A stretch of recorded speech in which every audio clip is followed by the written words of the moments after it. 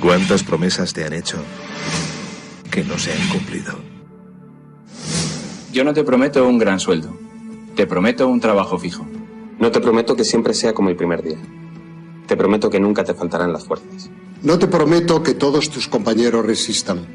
Te prometo que se puede llegar hasta el final. No te prometo personas importantes. Te prometo personas que no saben cuánto valen. No te prometo que vayan a hacer caso de lo que digas. Te prometo que querrás repetirlo una y otra vez. No te prometo la comprensión de los que te rodean. Te prometo que sabrás que has hecho lo correcto. No te prometo que te vayan a pedir ayuda. Te prometo que te necesitarán. No te prometo una decisión fácil. Te prometo que nunca te arrepentirás. No te prometo un trabajo perfecto. Te prometo formar parte de un proyecto inolvidable. No te prometo que siempre vayas a obtener resultados. Te prometo que tu trabajo dará mucho fruto. No te prometo que vayas a tener grandes lujos. Te prometo que tu riqueza será eterna. No te prometo que siempre vayas a poder ser valiente. Te prometo que tu amor será más fuerte que el mío. No te prometo que puedas acabar con el dolor, el sufrimiento y la injusticia. Te prometo que estés donde estés, llevarás esperanza. No te prometo el reconocimiento del mundo. Te prometo una palabra eficaz. No te prometo seguridades humanas. Te prometo la certeza de que has sido elegido. Y te prometo que alimentarás al mundo.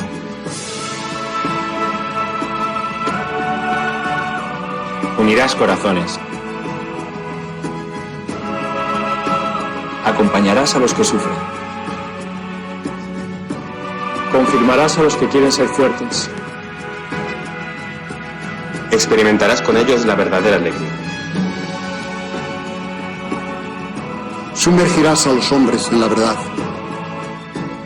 Y serás sacerdote, testigo de Jesucristo.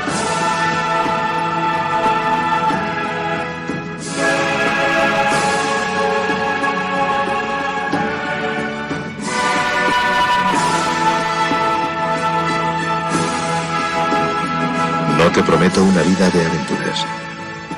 Te prometo una vida apasionante.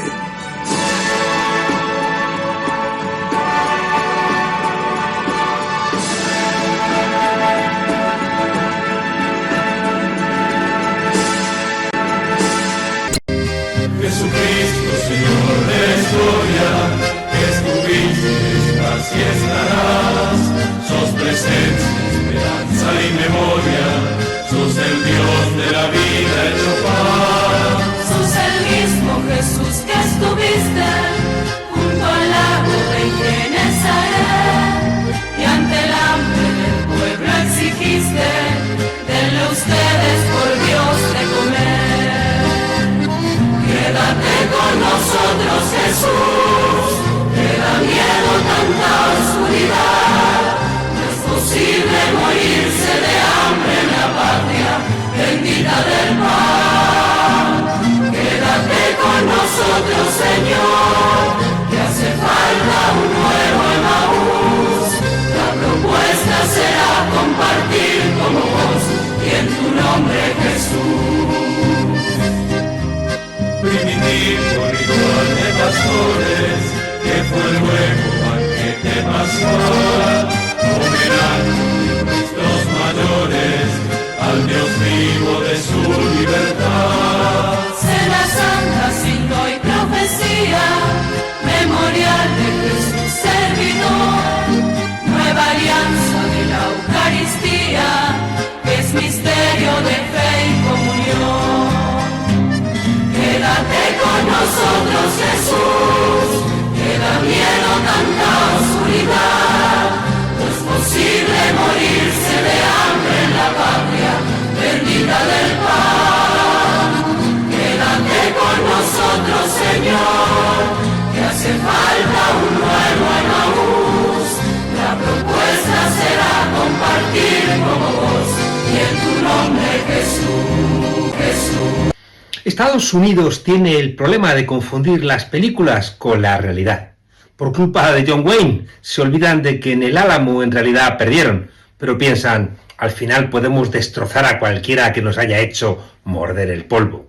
Y vamos a terminar robándote tus tierras. Aún les duele que Pancho Villa entrara en Columbus, territorio americano. Así que México debe tener la cabeza fría, pero al tiempo aplicarse eso que dice ni olvido ni perdón. En España, cuando el grupo terrorista ETA estaba activo y quería tratar con el gobierno, hacía antes un atentado para negociar. Pensaba que mejor con algunos muertos encima de la mesa. Esta estrategia propia de terroristas es la que está usando Donald Trump con los gobiernos del mundo, sean amigos o enemigos. Si le sale bien, pues le da de comer espectáculo a sus votantes más hooligans, que lo disfruten, porque lo que van a comer los votantes más humildes de Trump va a ser eso, bandera y espectáculo. Y les auguro malas digestiones, como pasa en Argentina. Ya estamos viendo los llantos de mucha gente latina que votó a Trump. Os equivocasteis y no será porque no se advirtió. Pensando en Canadá o en Panamá, todo lo que está pasando seguramente tendrá efectos también en los votantes de esos países, que se preguntarán, ¿y por qué cuando yo pido algo a mi gobierno me dicen que no se puede, que es imposible, y cuando lo pide Trump empiezan a salir conejos de la chistera? No nos engañemos, Estados Unidos siempre ha usado las ventajas comerciales, utilizando todas las herramientas disponibles para ello, incluida la guerra. Las guerras, perdonen que les estropee la película, en el 90% se hacen en última instancia por dinero, y en el otro 10% también, aunque no se vea tan claro. ¿Qué tiene que hacer el mundo con el presidente del pelo color naranja? Hace 20 años, en un rapto de sinceridad, lo dijo con claridad el premio Nobel de Economía Joseph Stiglitz. Bueno, en realidad, premio Banco de Suecia en homenaje a Alfred Nobel, que el premio Nobel de Economía no existe. En fin, que este economista escribió en un artículo que se llamaba «Hagan lo que nosotros hicimos, no lo que decimos». Y planteaba lo siguiente. Como persona que estuvo involucrada íntimamente en el diseño de la política económica estadounidense, siempre me ha llamado la atención la diferencia entre las políticas que este país busca imponer sobre las naciones en desarrollo y aquellas que se practican en el propio Estados Unidos. Además, Estados Unidos no es el único. La mayoría de los demás países en desarrollo y desarrollados exitosos ponen en marcha políticas herejes similares. Mientras los promotores del libre mercado despotrican contra la política industrial, en los Estados Unidos el gobierno apoya activamente las nuevas tecnologías, y lo ha hecho durante muchos años. La primera línea telegráfica la construyó el gobierno federal de los Estados Unidos entre Baltimore y Washington en 1842. Internet, que está cambiando tanto la economía actual, fue desarrollada por el ejército de los Estados Unidos. Gran parte de los avances tecnológicos modernos de Estados Unidos se basan en investigaciones sobre biotecnología o defensa financiadas por el gobierno. Por otra parte, muchos aspectos de la política económica estadounidense contribuyen significativamente al éxito del país, pero casi nunca se mencionan en los discursos sobre estrategias de desarrollo. Durante más de 100 años, los Estados Unidos han contado con leyes antimonopólicas severas, que destruyeron monopolios privados en muchas áreas, tales como el petróleo. En algunos mercados emergentes, los monopolios sobre las telecomunicaciones están asfixiando el desarrollo de la Internet y, en consecuencia, el crecimiento económico. A México, Indonesia, Brasil, India y otros mercados emergentes se les debería estar enviando un mensaje muy distinto. No busquen una mítica economía de libre mercado que nunca ha existido. No sigan las recomendaciones de los intereses especiales de Estados Unidos, ni en el ámbito corporativo ni en el financiero, porque aunque predican el libre mercado, en casa dependen del gobierno para alcanzar sus objetivos. Las economías en desarrollo deberían, más bien, analizar con cuidado no lo que Estados Unidos dice, sino lo que hizo en los años en que surgió como potencia industrial y lo que hace ahora. Hay una notable similitud entre esas políticas y las medidas que adoptaron a lo largo de las 2 últimas décadas las economías altamente exitosas del este de Asia. Bueno, pues hoy en los Estados Unidos hay unos cuantos millonarios que se están quedando con todos los grandes contratos del Estado, al tiempo que dicen, no que hacen, que dicen que el Estado no funciona y quieren desmantelarlo. Pero no se engañen. Les molesta el Estado social porque quieren quedarse con todo ese dinero que ya no va a ir al bolsillo de las familias, sino a sus empresas. Estamos en un mundo que es una caldera en ebullición. Y en un momento en donde hace tiempo que hay huelga de guionistas políticos, las dramas, como en el cine de efectos especiales, nos vuelven locos. Por eso es tiempo también de tener una lectura coherente del mundo, donde coincidan los intereses, los valores, las identidades y los afectos de los países. Y por eso el único faro que vale es la coherencia ideológica, que articula todas esas cosas. Es tiempo de volver a interesarnos por la política, porque si no lo hacemos, la política puede estropearnos la vida. Y ahí está Trump, estornudándole al mundo. En Estados Unidos, Donald Trump va a usar los aranceles para enriquecer a los que le han hecho presidente. No nos engañemos. Todo lo demás es mentira. Ni el fentanilo ni la inmigración les molesta. ¿Cómo les va a molestar el fentanilo si fue la propia administración norteamericana la que lo autorizó? Una persona drogada, aparte de enriquecer a las farmacéuticas, es una persona que no va a hacer ninguna revolución. Y los migrantes van a seguir llegando a Estados Unidos, un país envejecido. Lo que pasa es que van a llegar sin derechos, ya no laborales, sino sin siquiera el derecho a la vida o a la integridad física. El modelo neoliberal lo enmascara todo, pero no trata en conjunto, de manera muy diferente a los trabajadores pobres, que como los nazis trataban a los judíos que necesitaban en los campos de concentración. Y los que no necesitan, mala suerte. El pragmatismo de Trump va a beneficiar a los países que le planten cara. Lo hemos visto con la suspensión de un mes de los aranceles a México, con el acuerdo con Petro en Colombia o el reconocimiento de facto de Nicolás Maduro. El maldito Nicolás Maduro ya es presidente de Venezuela. Pero ¿cómo iba a repetir el presidente de los Estados Unidos la estupidez de pensar que un Guaidó 2.0 iba a solventar ningún problema? Y no se engañen. El asunto ese famoso de las actas era la búsqueda de la oposición de una guerra de actas. Estas son las verdaderas, estas son las falsas, para impedir que Maduro pudiera hacer la toma de protesta. Porque si Edmundo González tuviera las 30.000 actas que le dieran ganador, ya estarían publicadas en la CNN, en Clarín, en El País, en El Universal. En fin, ningún presidente que quiera sobrevivir debe olvidar en qué momento está el mundo y cuáles son los intereses de los Estados Unidos, más allá de todo lo que pueda desbaratar el presidente del pelo naranja. Con Obama, con Biden y ahora con Trump, estamos en un mundo sin reglas.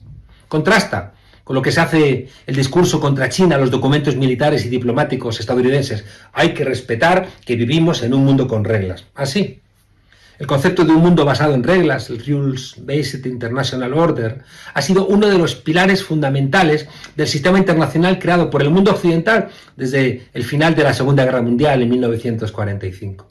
Especialmente a partir de la creación de instituciones como las Naciones Unidas, el Fondo Monetario Internacional, el Banco Mundial, el CIADI, la Organización Mundial del Comercio, etc. Este sistema se basa en la obligación de respetar mutuamente el derecho internacional, sus mecanismos de arbitraje, la diplomacia, el comercio libre y justo y la resolución pacífica de disputas.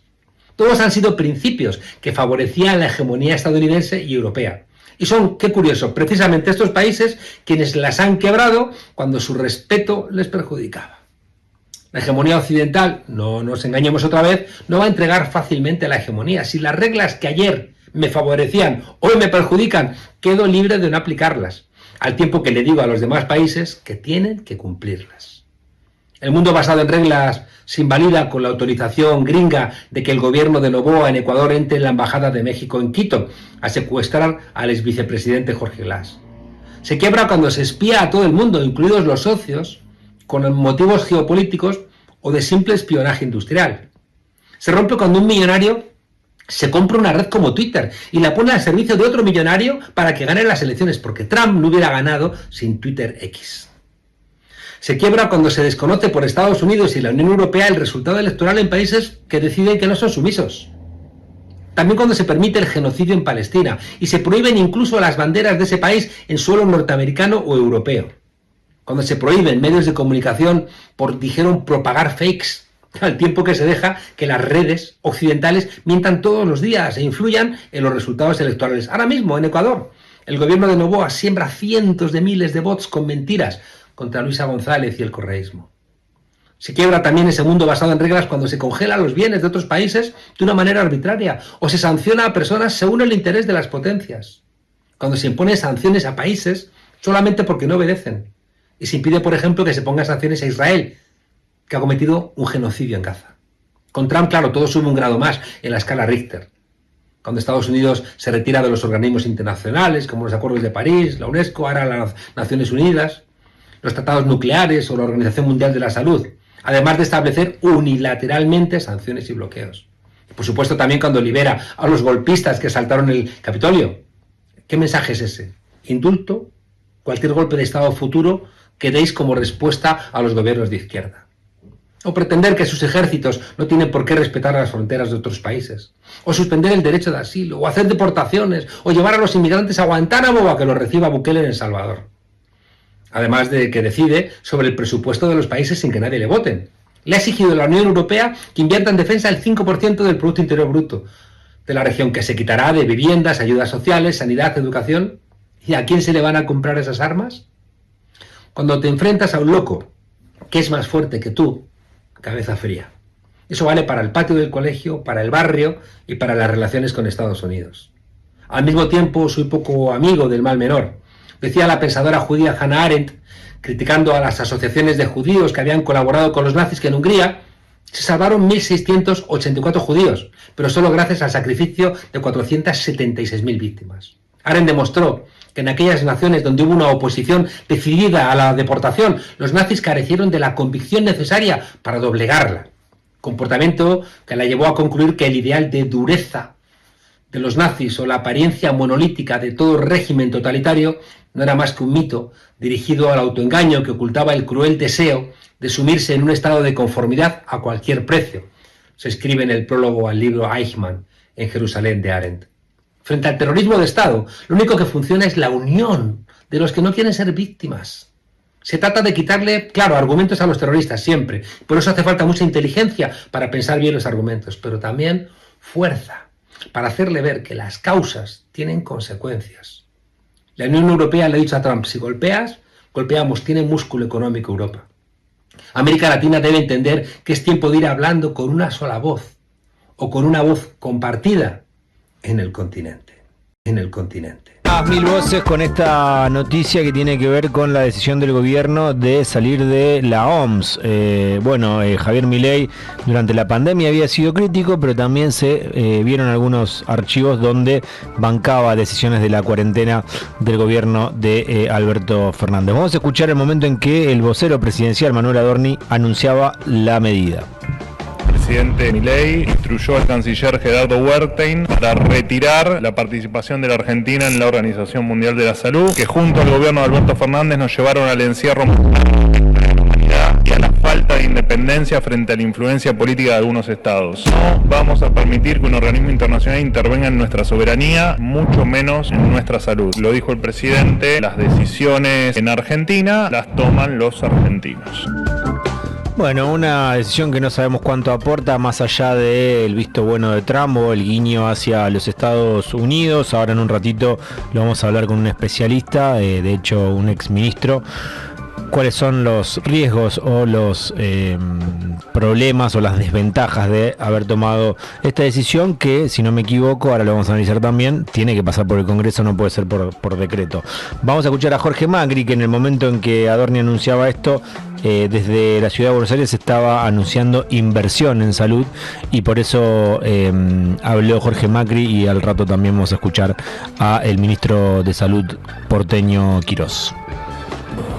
Como gobierno trabajamos todos los días para tener el mejor sistema de salud del país y eso significa mejorar siempre la calidad de las prestaciones, hacer inversiones importantes en tecnología y en obras como las que vemos acá, pero además trabajar muchísimo con el equipo humano, el capital humano que tiene nuestro sistema de salud, con un objetivo que es reducir el tiempo de espera de los turnos, sumar más tecnología, mejor equipamiento.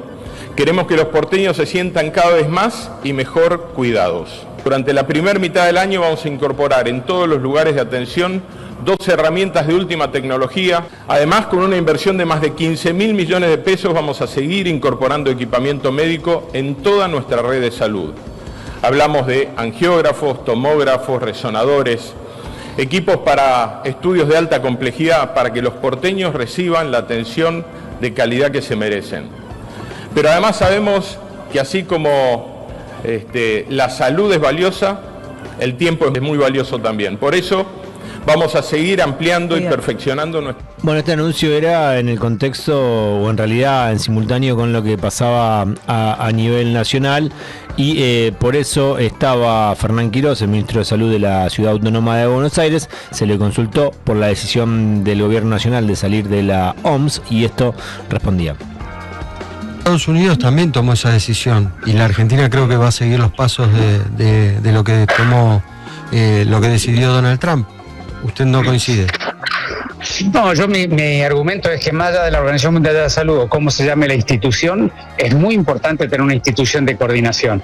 Entonces, no es una cuestión de si estar en esta o en otra, sino que es necesaria la coordinación. Y todavía no hemos escuchado cuál es la propuesta de coordinación sanitaria que vamos a tener para adelante. Entonces, yo creo que más allá de que estén en esta organización o en otra, lo importante es que las políticas de coordinación sanitaria son indispensables en los periodos pandémicos en que estamos viviendo. Bien, las políticas de coordinación, decía Quirós, son importantes. No estaba de acuerdo con la decisión del gobierno nacional. De hecho, el colega intentaba llevarlo para el lado de Estados Unidos como ejemplo y no le cerraba de todas maneras al ministro de Salud, que algo sabe en materia de que la salud no tiene fronteras, digamos, ¿no? No es, puedo decir, bueno, las decisiones que toman en China con este virus van a dar un resultado y entonces, no, fíjate que llegó acá y había que tener una coordinación mundial, sí, porque además era todo nuevo. La verdad que viste, vos te acordás que un día decían el barbijo sí, el coso no, una cosa, como que se iban tomando decisiones sobre la marcha, porque particularmente en la última pandemia, bueno, se iban como enterando de lo que había que hacer en el momento. Sí, y la importancia de la coordinación, ¿no? Claro. Mundial, a nivel mundial, cuando hay una pandemia, que de hecho hemos pasado una hace muy poquito, que es la del coronavirus. Vamos ahora a ver qué decía el ministro bonaerense de Salud. Recién escuchábamos al de la Ciudad Autónoma de Buenos Aires. Vamos a ver qué dice el ministro bonaerense Nicolás Kreplak, que ayer habló con nosotros, pero todavía no se había decidido desde el gobierno nacional salir de la OMS. Sin colaboración internacional y sin institución rectora, se vuelve cada vez más complejo tener mejor salud en nuestro país. A los múltiples ajustes que realizó el gobierno nacional con nuestro sistema de salud se suma la arbitraria decisión de retirar a la Argentina de la OMS. Esto significa que no tendríamos colaboración internacional para capacitaciones, información, estudios científicos y análisis de impacto epidemiológicos en las próximas epidemias y pandemias. Nos quedaríamos sin acceso a información y el apoyo financiero para estrategias de prevención y acción para las estrategias de inmunizaciones, enfermedades materno-infantiles, crónicas no transmisibles, tuberculosis, VIH, ETS, dengue, entre muchas otras, reduciendo la capacidad de respuesta y monitoreo. Se perdería el estatus de centro de colaboraciones en laboratorios prestigiosos como el INCUCAI, el Malbrán y el ANLIS. Esta situación traería la consecuencia de quedar fuera de las redes internacionales que mejoran nuestras prácticas. Además, preocupa el financiamiento que recibe la OPS a través de la OMS, con el que, entre otras cosas, se realiza el Fondo Solidario de Medicamentos, Vacunas, Insumos y Tecnologías. Queda la duda si se verá afectado, perdiendo la posibilidad de adquirir todo esto a menor costo. Es una decisión que retrasa el lugar de la salud argentina en el mundo, dice Nicolás Kreplak. Escuchamos también a Fernán Quirós a modo de crítica. Vamos a ver qué decía Javier Milei a través de la red social X también. Esto es lo que decía el presidente. Afuera OMS, viva la libertad, carajo. La OMS cometió un delito de lesa humanidad, dice Javier Milei directamente. Bueno, esto en relación a lo que pasó en la pandemia. Vamos a ver qué dice el ministro de Salud Nacional, que es Mario Lugones.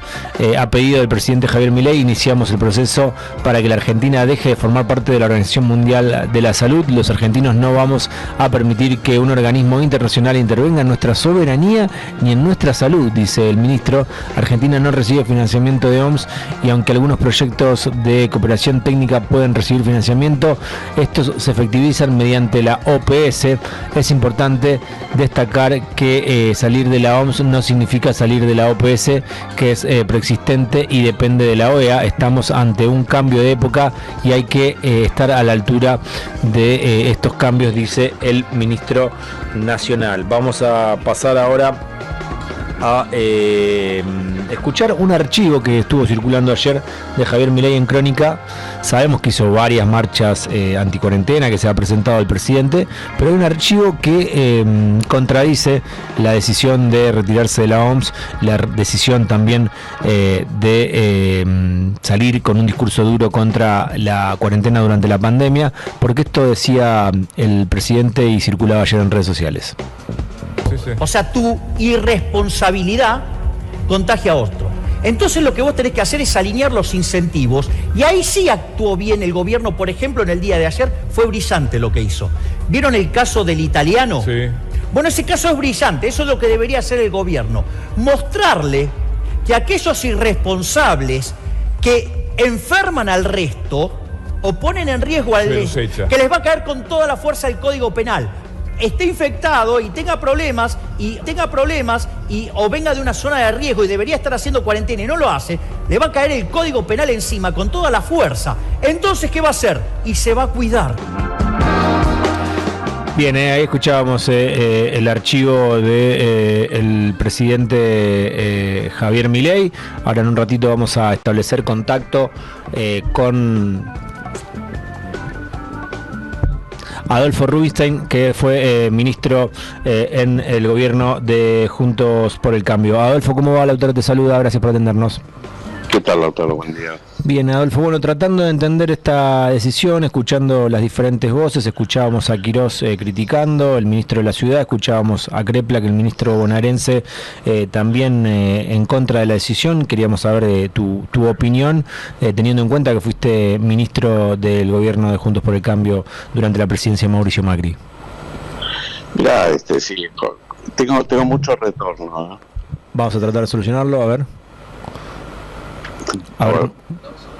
Sí, un segundito te volvemos a llamar, Adolfo.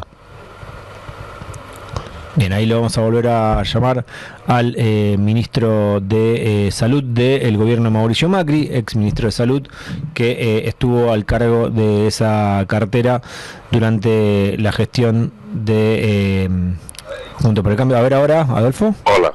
Sí, ahora está bien. Bien, Adolfo, perfecto. Bueno, consultarte tu opinión sobre la decisión de salir de la OMS. No, bueno, coincido obviamente con Quirós y me imagino con el 99.99% de los sanitaristas. O sea, esta decisión es un sinsentido. No tiene absolutamente ninguna ventaja, ningún beneficio y tiene muchos riesgos y perjuicios. Entonces, la pregunta es ¿por qué se toma esta decisión que parece una decisión irreflexiva? Que eventualmente sigue, digamos, lo que la decisión que tomó el gobierno de Trump hace un par de semanas con la OMS, pero Trump tiene otras razones.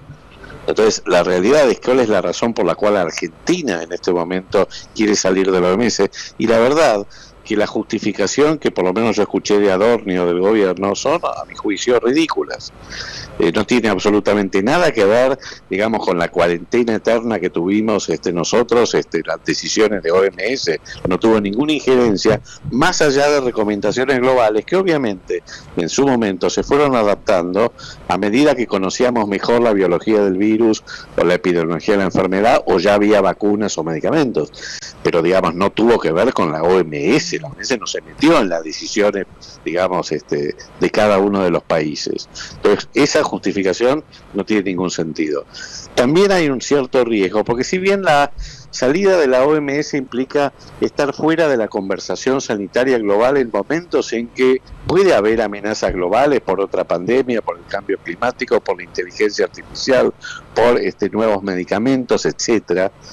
Y eso es importante, ser parte de poder hacer algo dentro de esa agenda, sino que está el riesgo de que también estemos en la puerta de salida de la OPS. La OPS es la Organización Panamericana de la Salud, que si bien es una organización diferente desde lo jurídico a la OMS, representa a la OMS en la región de las Américas, o sea, desde Alaska hasta Tierra del Fuego. Entonces la pregunta es, nosotros podemos quedarnos en OPS, porque el gobierno dice, no, nosotros nos vamos de OMS, pero seguimos en OPS, que es con la que tenemos convenios, por ejemplo, para la compra de vacunas, de medicamentos de alto costo, etcétera.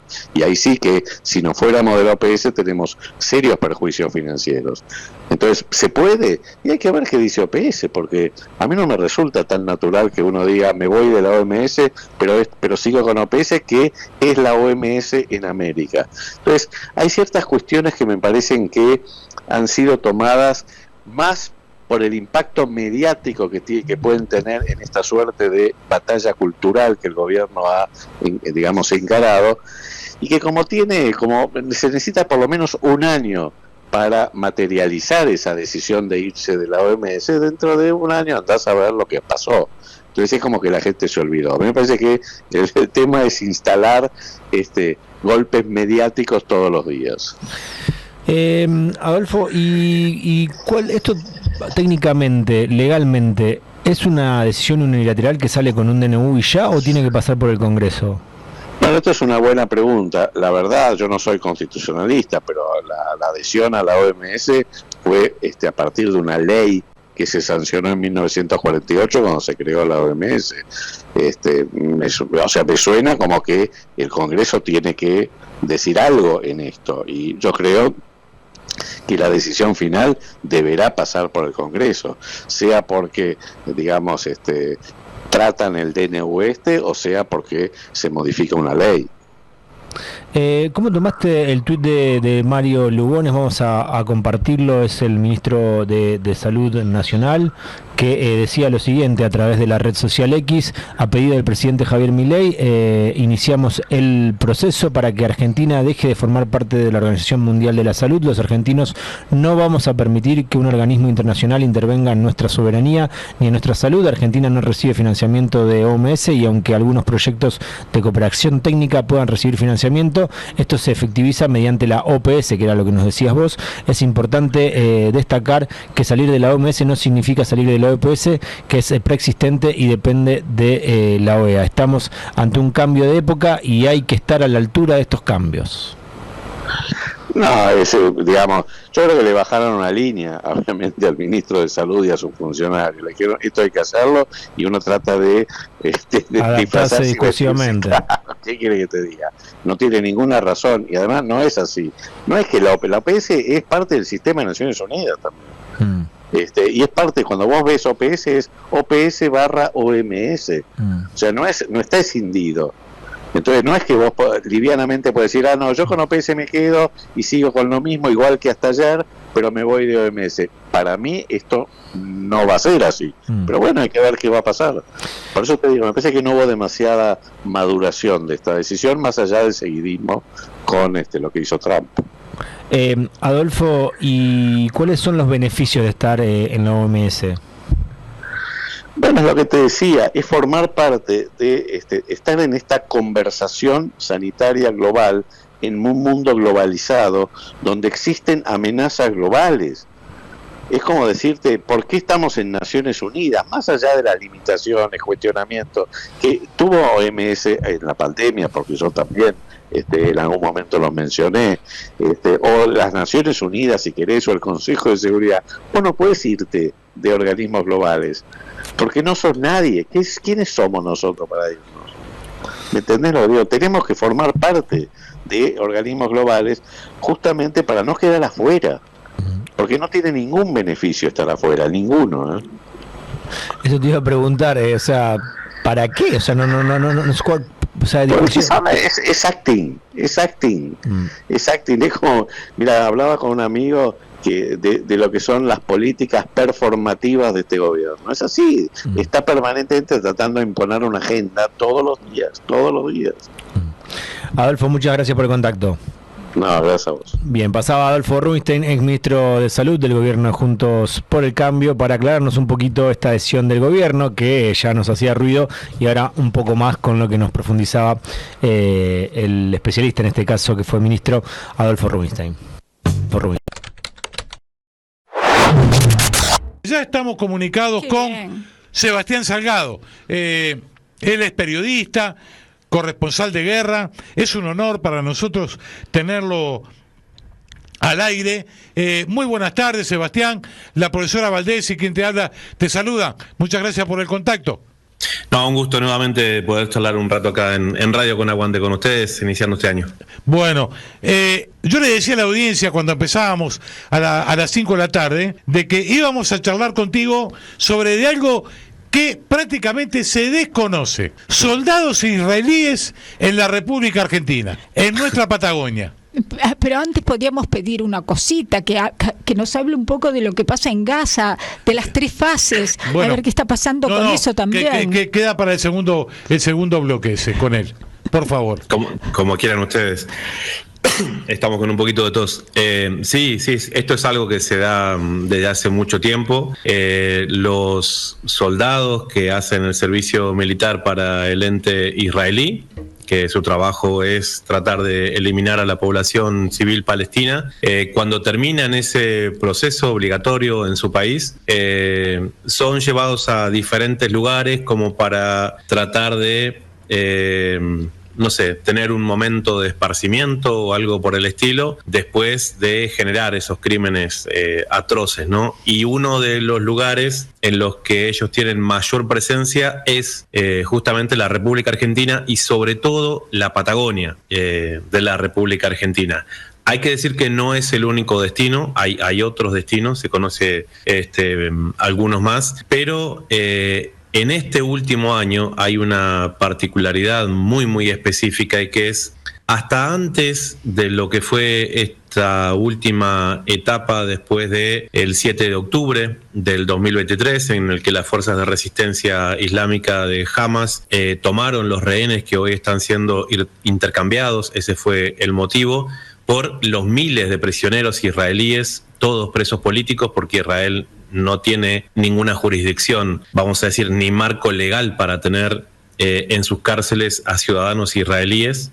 Bueno, Israel no tiene constitución, vamos a empezar por ahí, así que nada, la propia existencia de Israel no tiene un marco jurídico. Y bueno, en este contexto, ¿qué es lo que pasó? Muchos de estos muchachos envalentonados en ese genocidio que llevan adelante y el uso de redes sociales, se filmaban a sí mismos con sus teléfonos y se sacaban fotos en los momentos en que disparaban a los palestinos, en el momento en que dinamitaban escuelas, que dinamitaban hospitales, generaban bailes, ¿no? Burlándose, disfrazándose, burlándose, no sé, tal vez de juguetes de niños que quedaban ahí, como que ellos se ponían a jugar con esos juguetes de los mismos niños que habían matado, con prendas íntimas femeninas. Y en ese sentido, bueno, claro, ellos dejan ahí registrado su cara, su nombre, y entonces hay, para quien quiera hacerlo, la posibilidad de darle un seguimiento a estos genocidas que cometen crímenes de guerra y crímenes de lesa humanidad con nombre y apellido. Entonces hay una organización que tiene base en Bélgica que se llama Hind Rajab. Hind Rajab, también les cuento cortito,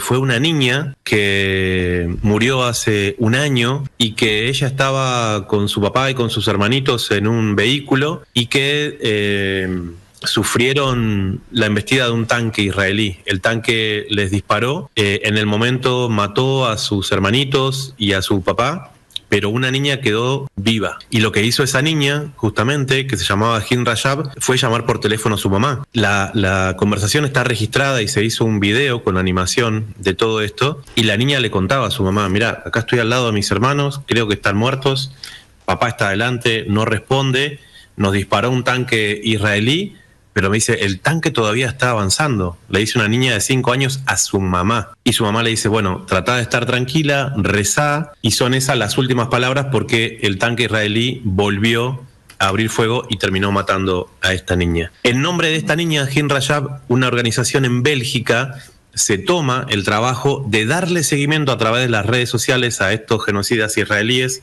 que tienen 18, 19, 20 años de edad. Y algunos de ellos están en la Patagonia Argentina. Por lo tanto, esta organización, que tiene cierto peso político y una organización jurídica, ha pedido a través de la Corte Penal Internacional la detención a través de Interpol de estos sujetos. Y claro, cuando vos tenés un gobierno que está manejado por el sionismo internacional, como en la República Argentina, que son capaces de crear un presidente como Milei, hacen de cuenta de que ese pedido de captura internacional no existiera. Entonces estos tipos andan por la Patagonia, se cruzan de Argentina hacia Chile. La semana pasada pudimos mostrar un video en donde un militante pro-palestino de Chile se acerca a estos soldados que están vestidos de civil, que andan por todos los pueblos, que andan en lugares donde a veces no son de fácil acceso. Aquí en Argentina, por ejemplo, se sabe mucho que son frecuentes visitantes de la estancia de Joe Lewis, ¿sí? Y que, bueno, en ese sentido fue con el, vamos a decir, el pedido de captura que hace esta organización belga, preguntándole a estos otros jóvenes, bueno, dice, ¿ustedes es alguno de este? Porque claro, en la imagen con el casco y se ve una parte nada más de la cara y ahora estos chicos andan todos vestidos ahí como si fueran, no sé, un pibe de Palermo, ¿no? O sea, claro. Muy vestiditos, las chicas también, o sea, dentro de lo que es su visión del mundo. Y entonces, bueno, hemos querido tratar de hacer un esfuerzo y visibilizar esta situación en la República Argentina de la que ningún medio se quiere hacer eco. Nos cuesta entender también el distanciamiento que hay de muchas organizaciones vinculadas a derechos humanos tratando de hacer que esto no está pasando y esto cada vez va aumentando más porque ellos van midiendo. Si en Argentina no hay nadie que les genere presión, claro, ellos siguen no solamente circulando en toda la Patagonia, sino que lo hacen cada vez de manera más descarada y en estas últimas 48 horas se vio el caso incluso de uno de estos soldados israelíes que, si bien creo que no tiene pedido de captura, es un DJ bastante conocido, ¿sí?, para ellos, que se fue a Tierra del Fuego. Y cerca de Ushuaia se fue a un lugar que es la Laguna de los Témpanos, que es un santuario natural de la República Argentina, donde está más que claro que no se puede poner música fuerte, porque la gente que va ahí va a tener un rato de tranquilidad, porque eso afecta a la flora, la fauna. Y estos tipos, junto con sus amigotes del ejército israelí, se pusieron a hacer una fiesta de música electrónica en la Laguna de los Témpanos en Tierra del Fuego. Y se filmaron a sí mismos. Y esto pasó en Argentina durante este pasado fin de semana. El nombre del DJ es Afron Shai, ¿sí? Y ellos se filman a sí mismos jactándose de todo eso. Porque se dan cuenta de que no hay ninguna organización política que se anime a enfrentarlos porque saben el poder que traen detrás de ellos. Incluso tengo que decir, yo que venía siguiendo con cierto agrado algunas de las acciones del gobernador Melella de Tierra del Fuego, con posturas bastante sólidas, declarando persona no grata a la propia Laura Richardson, recordemos la anterior jefa del Comando Sur de los Estados Unidos, cuando Milei fue a recibirla, a ella en Tierra del Fuego, el gobernador Melella la declaró persona no grata, tuvo una serie de actitudes bastante interesantes en contra de el embajador británico en la República Argentina, que había tenido declaraciones poco felices.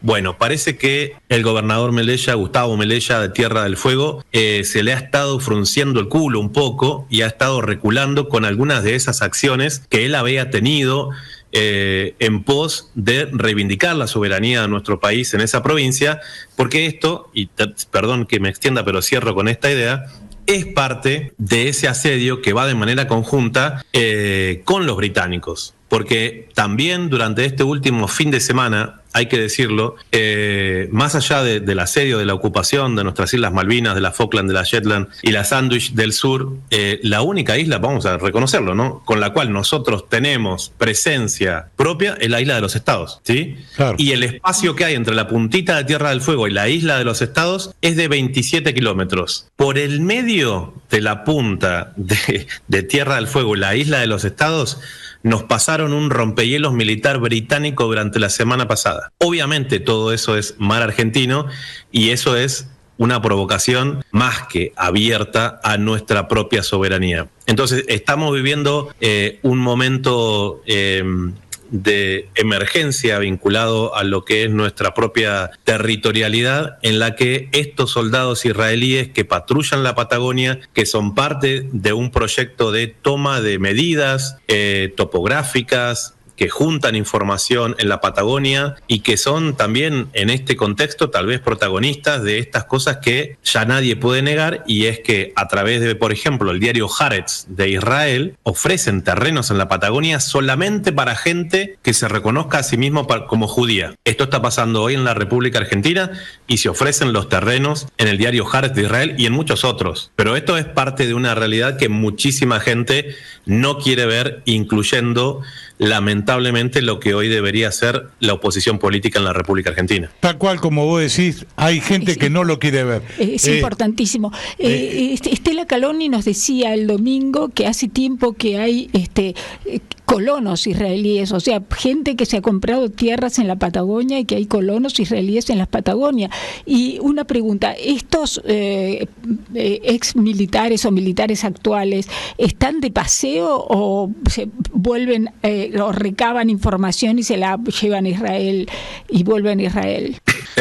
No hay paseo ingenuo porque ellos se manejan en sus propios circuitos. Desconocemos exactamente cuál es la información que ellos van recabando, pero no están sueltos de ninguna manera. Ellos van siguiendo una serie de circuitos de alojamientos que son específicamente para soldados israelíes. Y en ese sentido hay que decir que el video que grabó un colega chileno, digo porque tal vez sea comunicador, la postura de ellos era, le decían al chileno en su país: andate de acá, le decían, ¿sí?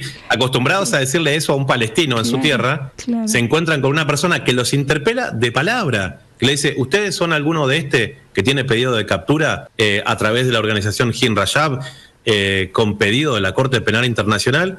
Y ellos se miraban entre ellos y le decían: salí de acá, andate, como si tuvieran algún derecho, porque evidentemente están acostumbrados a que en su visión del mundo, un árabe palestino, ¿sí?, para un israelí de ascendencia europea, porque no tienen ningún vínculo con la ascendencia semita, para un israelí, un latinoamericano como nosotros, cristiano o no, es exactamente lo mismo que un árabe palestino. Totalmente. Entonces, es importante vernos en el reflejo de la realidad palestina, porque el objetivo de ellos no fue creado el movimiento sionista a fines del siglo XIX para ocupar Palestina específicamente, sino que son un proyecto de colonización que van a estar donde se los permitan. Y evidentemente este proyecto de Milei en la República Argentina, como lo fue en su momento también el del presidente Roca, ¿sí?, que fue promotor de un proyecto de colonización con autonomía de ellos en la República Argentina después del genocidio que se conoció como la Campaña al Desierto, sienta las bases para que esto sea parte de nuestra realidad de hoy. ¿Cuál era la otra parte de la pregunta que hiciste, que querías que hablara de Gaza? Bueno, sí, es decir, me interesa muchísimo saber, porque vimos las imágenes conmovedoras de los justamente la gente de Gaza, los palestinos festejando el alto el fuego y todo eso, y qué es lo que está pasando con estas 3 fases que se habían propuesto y que ya han pasado. La primera, intercambio de prisioneros, y las otras 2 era el alto al fuego y el retiro de las tropas israelíes del territorio. A mí me parece que después de 76 años de colonización por parte de justamente de los israelíes, del sionismo, no creo que el pueblo de Gaza tenga muchas esperanzas de que sea efectivo final feliz que pensamos todos. Bueno, está hecho la pregunta. Sí, bueno, la pregunta que nos hacemos todos es qué va a pasar cuando el grupo de resistencia Hamas se quede sin retenidos para intercambiar. Queda claro que ese fue el objetivo de las acciones del 7 de octubre, más allá de que los medios corporativos israelíes y también algunas urracas internacionales decían que Hamas había decapitado bebés, nada más alejado de eso, y se ve también en las condiciones de salud que liberan, que liberan a los retenidos, la diferencia con la que los palestinos salen de las cárceles israelíes. Y bueno, ahí muestra de alguna manera la naturaleza y la convicción de ellos de tener algún, vamos a decir, instrumento para salvaguardar sus propias vidas. Y lo que hemos visto hasta ahora es que básicamente casi por cada israelí que liberan, Israel libera como 100 palestinos, lo cual nos hace pensar, bueno, si hay un secuestrador, ¿quién es el secuestrador serial si por uno están liberando a 100? Y tuvieron que liberar algunas personas vinculadas a los núcleos duros de la resistencia islámica en la Franja de Gaza, que tenían cadena perpetua y que ellos ya no tenían ninguna esperanza prácticamente de seguir viviendo, y por, vamos a decir, estas retenciones que hicieron desde el 7 de octubre del 2023, consiguieron la posibilidad de que estas personas sean liberadas. Están volviendo al norte de la Franja de Gaza a vivir en carpas. No quedó piedra sobre piedra, no quedó casa en pie, y eso es parte de una realidad en la cual uno los ve todavía con las cabezas erguidas, con los puños en alto, con los dedos en B, que nos dan una lección de resistencia que yo no creo que haya existido un pueblo con esa convicción indómita en un pasado cercano a esto que estamos viviendo. Y creo que son, de alguna manera, un ejemplo importante que nos recuerda que ante un proceso de colonización no existe otra respuesta que entienda el colonizador que no sea la respuesta armada. ¿Sí? Lo dijo Frantz Fanon ya en la década del 60, no vamos a inventar absolutamente nada, pero no hubo ningún proceso de colonización en donde, a través de argumentos retóricos o diplomáticos, el colonizador diga, no, en realidad tienen razón, vamos a dejar de torturarlos, vamos a dejar de robarles el agua, vamos a dejar de ocupar sus casas. Eso no pasó nunca en la historia y no va a pasar tampoco ahora. Y creo que Palestina nos da una visión bastante clara de todo eso. Si el precio es que los llamen terroristas, bueno, ellos están dispuestos a asumirlo, porque evidentemente los medios corporativos en la República Argentina utilizan, ¿no? Si cada vez que hablan de Hamas tienen que poner la palabra terrorista antes o detrás, incluso algunos medios que se dicen ser parte de, vamos a decir, un horizonte vinculado a los derechos humanos. Y ese temor a contar lo que está pasando allá les hace tener temor a contar estas cosas que estábamos mencionando antes también, que tienen mucho que ver con una realidad. Cuando pensamos en, para tomar otro ejemplo, los incendios que están pasando en este momento, ¿cómo no vamos a pensar que detrás de estos incendios puede estar el poder del lobby sionista israelí? Y algunos me dirán, bueno, pero es muy aventurado, ¿qué pruebas tenés? Te puedo dar una prueba muy contundente. En el año 2012, en el Parque Nacional Torres del Paine, en Chile, no se quemaron solamente 2.000 hectáreas como se están quemando en este momento. Nahuel Huapi. Sí, cerca del Nahuel Huapi, cerca del Bolsón, sino que se quemaron 14.000 hectáreas. 14.000 hectáreas en el año 2012 en el Parque Nacional Torres del Paine, en Chile. Detuvieron a una persona que pudieron comprobar de que había sido el iniciador a propósito de este incendio. ¿Cómo se llamaba este señor? Rotter Singer, ¿sí? Coincide con el apellido de aquel señor Paul Singer, dueño de los fondos buitres que nos tuvieron en jaque durante tanto tiempo. ¿Qué era? Un soldado israelí que ni siquiera había entrado por la entrada natural del Parque Nacional Torres del Paine, que había entrado por otro lugar y lo incendió de manera deliberada. Son tan fuertes los poderes fácticos que mandan a estos muchachos a generar estos incendios en la Patagonia, que saben cuál fue la pena que le dieron a este muchacho, que terminó él mismo reconociéndolo, porque no le quedaba otra, porque se hizo una investigación. ¿Saben cuál fue la pena que le dieron a este ciudadano israelí por incendiar 14.000 hectáreas del Parque Nacional Torres del Paine en Chile? Pagar $7.500. ¡Qué horror! Así como lo escuchan.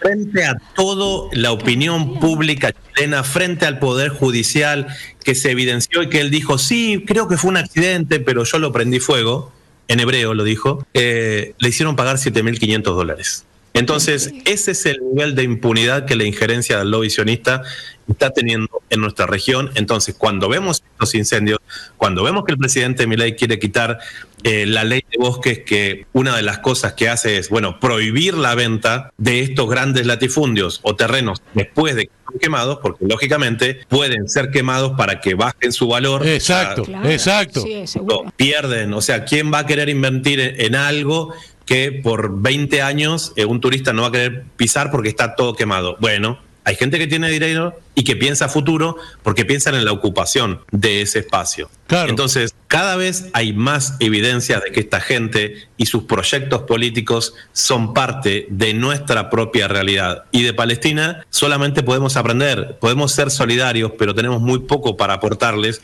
porque ellos sí tienen la convicción de defender su territorio, cueste lo que cueste, muy a diferencia de lo que estamos viendo, de lo que se supone que deberían ser nuestras vanguardias políticas de resistencia u oposición en la República Argentina.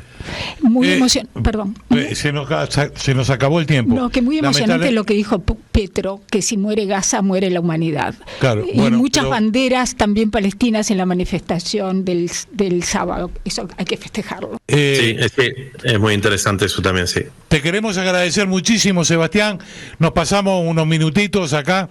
Le pedimos disculpas a nuestro operador. Pero es cierto, yo me quiero quedar con eso que dijiste. No se prende fuego por casualidad las cosas. Son casi 3.000 hectáreas en un lugar como el Bolsón, ¿no? Que no es cualquier cosa.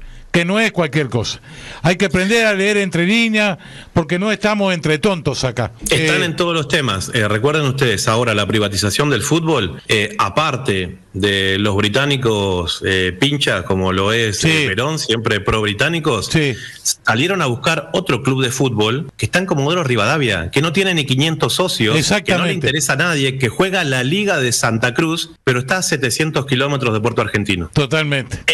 Ese club que está en línea recta a las Islas Malvinas es el que los británicos quieren salir a comprar porque dicen que les interesa la Liga de Santa Cruz de fútbol en Río Gallegos, perdón. Entonces, más que leer entre líneas, yo creo que las cosas son demasiado evidentes, pero las parvadas de urracas que tenemos en la televisión argentina tratan de hacer de cuenta de que eso no está pasando y lo ocultan. Totalmente. Muchas gracias, Sebastián. Gracias. Te mandamos un abrazo enorme. Maravilloso como siempre. Maravilloso. El pueblo trabajador se está cansando. El pueblo humilde se está cansando. Basta de bravatas y de amenazas. No vaya a ser que nos enojamos y nos tomemos la justicia por nuestras propias manos. Entonces ya será tarde para lamentaciones. Entonces van a conocer lo que es un pueblo de paz y de concordia a lo que es un pueblo que lucha con una mística y un ideal como sea Perón, que es la causa del pueblo.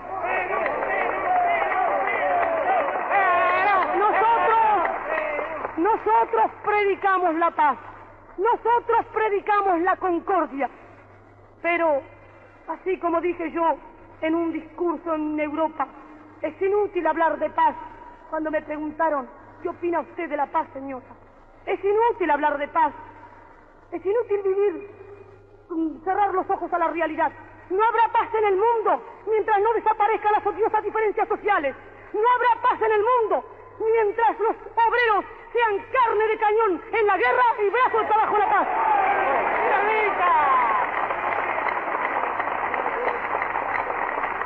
Y no habrá paz en la República Argentina mientras déspotas, antipatriotas y canallas politicastros vendidos por 4 chauchas al extranjero quieren asesinar al líder de los trabajadores.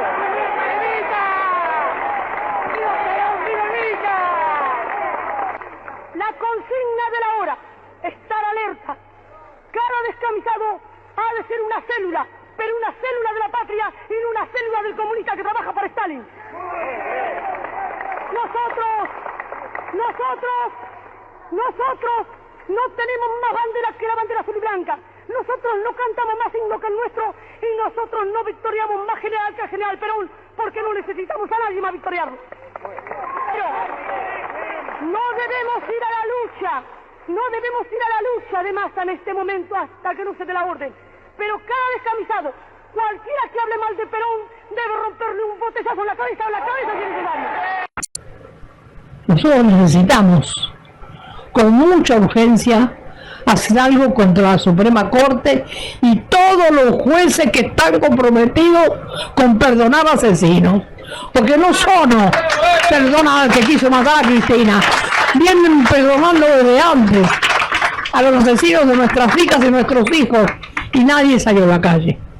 Tenemos que hacer una gran manifestación, una pueblada para sacar a todos estos jueces de mierda, pero una pueblada de verdad, una pueblada contra los jueces, una pueblada que le demostremos como el 20 y el 21 de diciembre, que el pueblo está harto y podrido y que tiene que salir a la calle.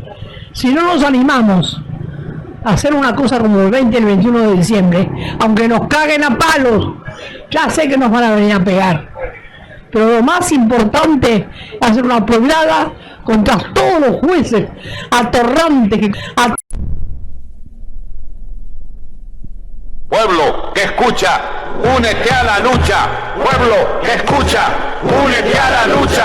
Pueblo que escucha, únete a la lucha. Pueblo que escucha, únete a la lucha.